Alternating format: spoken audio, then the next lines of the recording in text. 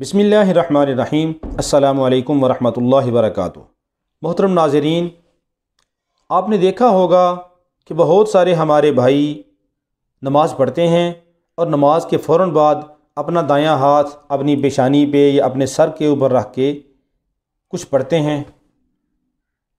तो देखने वाले कई लोग परेशान होते हैं कि नमाज के फ़ौरन बाद फ़लाँ आदमी अपने हाथ को सर के ऊपर या पेशानी के ऊपर रख के क्या पढ़ता है। तो सबसे पहली बात तो ये देखनी चाहिए कि अगर कोई आदमी अमल कर रहा है तो क्या वो अमल करना सुन्नत है या बिदअत है या सवाब की चीज़ है या नहीं। तो ये बात याद रखिए कि वो काम जो अल्लाह के नबी सल्लल्लाहु अलैहि वसल्लम ने ख़ुद किया हो, सहाबा इकराम रज़ी अल्लाह अजमईन को करने का हुक्म दिया हो, वो काम सुन्नत होता है। और अगर इसके अलावा कोई काम आदमी सुन्नत समझ के करेगा जो अल्लाह के नबी सल्लल्लाहु अलैहि वसल्लम ने, ये सहाबा इकराम ने नहीं किया, सहाबा को करने का हुक्म नहीं दिया, तो वो काम सुन्नत नहीं कहलाता।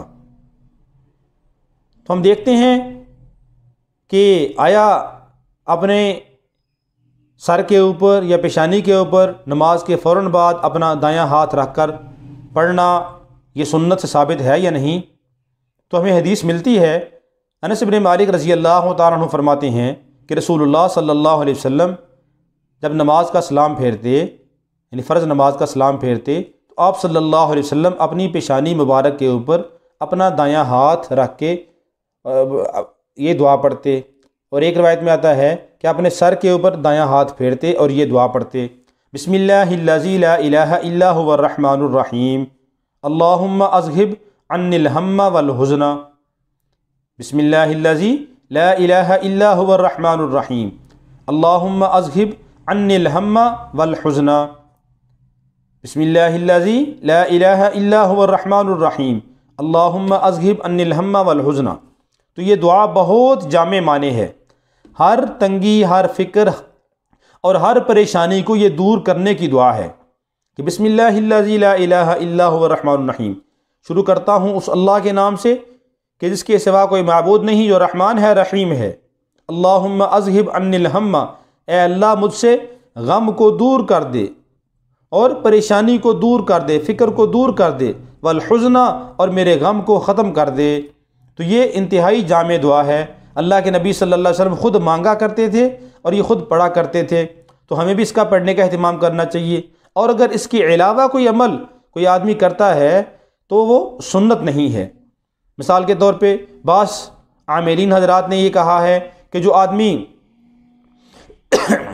नमाज का सलाम फेर के अपना दायां हाथ अपने सर के ऊपर रख के या कवियो एक सांस में 11 बार पढ़ेगा तो उसको सर दर्द या सर के मुल्हक़ात में से किसी चीज़ का कोई दर्द नहीं होगा। ये बहुत मुजरब अमल है, तो ये सुन्नत नहीं है। ये एक वजीफ़े के तौर पे इसको किया जा सकता है, अमल के तौर पे किया जा सकता है, इसको सुन्नत नहीं कहा जाएगा। या बाज़ आमिलीन ने ये लिखा है कि जो आदमी हर नमाज के बाद 11 बार या हाफिज़ या हफीज़ पढ़ेगा तो उसका हाफ़ज़ा कवी हो जाएगा, उसके हाफ़ज़े में अगर कमज़ोरी है तो वो उसके हाफ़ज़े की कमज़ोरी दूर हो जाएगी। तो इस अमल को भी सुन्नत नहीं कहेंगे। सुन्नत सिर्फ़ ये अमल है जो मैंने बताया है कि ये दुआ अल्लाह के नबी सल्लल्लाहु अलैहि वसल्लम पढ़ा करते थे। और एक रवायत में आता है कि अपने सर के ऊपर दायां हाथ फेरते, और एक रवायत में आता है अपनी पेशानी के ऊपर अपना दायां हाथ फेरते।